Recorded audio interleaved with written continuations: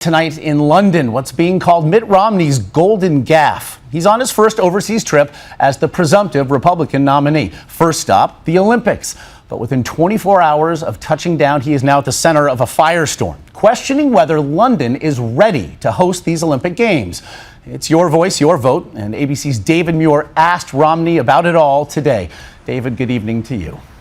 Josh, good evening. This was supposed to be Mitt Romney's Olympic moment after having turned around the Salt Lake City Games. But today, as this day unfolded, the spotlight of the world stage proved it can be blistering. In a city about to put on the Summer Olympics, many here did not like what they heard when Mitt Romney was asked whether the London Games looked ready. You know, it's hard to know just how well it will turn out. There are a few things that were disconcerting. The stories about the private security firm not having enough people. It set off a firestorm in the British press. On television here, it's the lead story. If he's here to make friends, he's got a funny way of showing it. Exactly. The mayor of London in front of 60,000 people in Hyde Park. There's a guy called Mitt Romney who wants to know whether we're ready. He wants to know whether we're ready. Are we ready?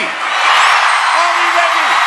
Yes, we are. And this morning, when Britain's Prime Minister was asked about not being ready, he answered, seeming to compare London to Salt Lake City. We are holding an Olympic Games in one of the busiest, most active, bustling cities anywhere in the world. I mean, of course, it's easier if you hold an Olympic Games in the middle of nowhere.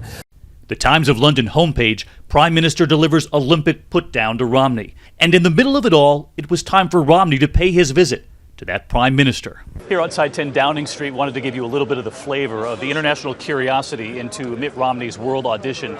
The international press lined up here, but it's the British reporters in particular who have gathered here to ask Mitt Romney what was so disconcerting about the London Olympics. And when Romney emerged, we asked him about the words he used that set this off. You found some things disconcerting in the lead up to the London Olympics. I'm curious, are you still concerned, and did you talk with the Prime Minister about that today? My experience as an Olympic organizer is that there are always a few very small things that end up going not quite right in the first day or so. Those get ironed out. And then when the games themselves begin and the athletes take over, all the mistakes of the organizing committee, and I made a few, all of those are overwhelmed by the many things that the athletes carry out. The Prime Minister here in Britain late today was asked if Mitt Romney apologized to him during that meeting at 10 Downing Street. The Prime Minister saying he felt a vote of confidence from Romney. But this story traveled all the way back to Salt Lake City. A spokesman for the mayor there saying of the Prime Minister here that we'd love to have him. He can stop by any time. We'd love to send him a map so he doesn't run into any trouble locating the middle of nowhere. So the story isn't over, Josh. David Muir in London, thank you. And David will be traveling with Mitt Romney for the duration of Romney's overseas trip.